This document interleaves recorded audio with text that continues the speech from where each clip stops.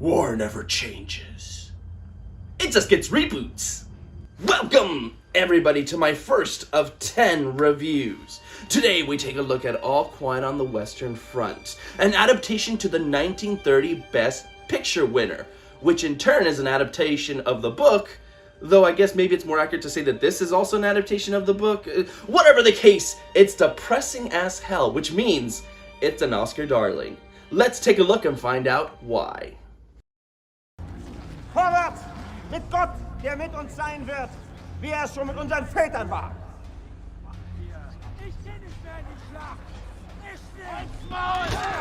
The novel, All Quiet on the Western Front, was written in 1928 by Enric Maria Remarque and was an international success. Based on his own accounts in the military, the anti-war novel led to him being condemned by Nazi propagandist Joseph Goebbels, forcing him to move to Switzerland and later the United States. The novel was adapted into a film in 1930, which went on to be a massive success, winning Best Picture and Director for Lewis Milestone at the 3rd Academy Awards. Many attributed its popularity due to it being made between wars, which tend to be a stronger time for pacifist films like this to dominate. Whatever the case, the popularity of the source material did not stop there. A television film adaptation was created in 1979, a comic book adaptation in 1952, radio took a crack at it in 2008? Okay. And even Elton John created a song with the same title in 1982 for his album Jump Up. Now we have the newest adaptation, being directed by Edward Berger, and it's time to see if this one stacks and continues the novel's legacy.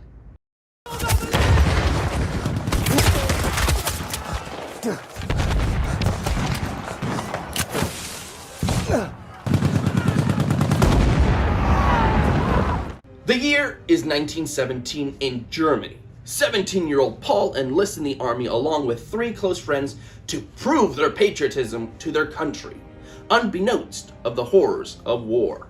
The facade is quickly torn away as they have to deal with the death of their compatriots, brutal conditions, and of course, having to kill people. That's a big thing in war. The rest you can no doubt tell where it's going. This isn't a tale of twists and turns as much as hitting the destinations that come with this type of journey. And it's a pretty tough watch, in the best way, of course. A big reason for this is because of Felix Kammerer's performance as Paul. He has the right amount of naivety at the beginning of the film and the right amount of this uncaringness by the end. Learning what war is, seeing his friends hurt or worse, being forced into situations that force him to kill, and witness exactly what that means. His journey from going to being one person to just an entirely different type of person is a very sad one to see. The supporting cast here is also very good, including Daniel Brawl, who plays a sniper that stays in a bell tower that kills 345 people. Who wants to send a message to Germany? Sorry, wrong film. But he is still very good here, playing Matthias Esberger, who opposed the war and helped sign the armistice between Germany and the Allied powers. Honestly, the supporting cast are what make the tragic moments even more so. If these characters weren't likable, you probably wouldn't care what happens to them. But the mixture of them being interesting personnel and their friendship to Paul helps solidify them more since they all work so well off each other. It's not a true war film if you're not scared of people dying.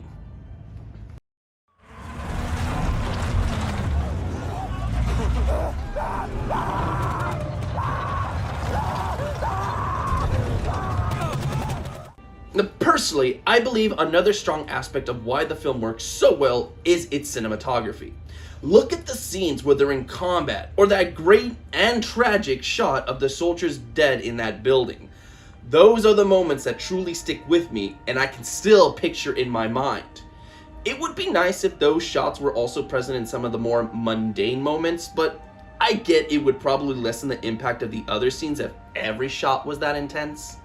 The sets are the appropriate amount of grimy and disgusting, with rats scurrying through. You feel dirty just watching. And the makeup helps sell it at points as well. Most famously, the scene where Paul is completely caked in mud. The gruesome moments pack a punch. The soundtrack helps sell the action, though, as a side note, I honestly don't think the full soundtrack is all that impressive. It's a bit generic at points, but I do suppose that's more of a nitpick than anything. Bottom line here is, the film is very well made, and even if you're not a fan of the predictable story, chances are you can at least appreciate the technical side of the film.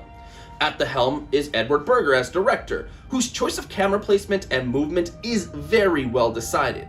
Look, the film can look as pretty as it wants, but those shots that are burned in my mind are his work, and I thank him and curse him for that.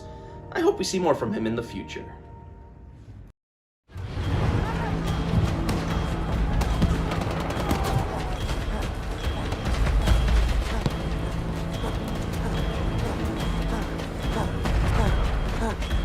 All Quiet on the Western Front is great. Yes, you've seen this story 1,000 times before, but I think this is proof that some stories are just worth telling over and over again. When it comes to anti-war messages, I think it's an important reminder. With that, I give All Quiet on the Western Front a 4.5 out of 5 with a recommendation to buy it. Sure, if war is harder for you to stomach, this might not be something you want on your shelf, but if you're a fan of film or intense movies such as these, I think this is one of the better ones of the year. Help! Help! I can't feel my legs! That's because you got no arms! Please don't leave me! What, so I could die with you? Fuck that! What are you doing? Knock on my door! Knock next time! Okay, sorry. Did you see anything? No, I didn't. I didn't see you playing with dolls. Good! Anyways, welcome back. One of the biggest surprises to me was how many people I know saw the film and said, yeah, that's not gonna get in for Best Picture. And then when I saw it, I was like, why not? I truly didn't understand. People were like, oh yeah, it's fine. It's not Best Picture material. They're wrong now, aren't they? So anyway, yeah, go watch it if you haven't yet. And I guess that's the first of 10. Come back tomorrow. We've got plenty more reviews left to go. So until then, everybody, stay safe out there and have a good one.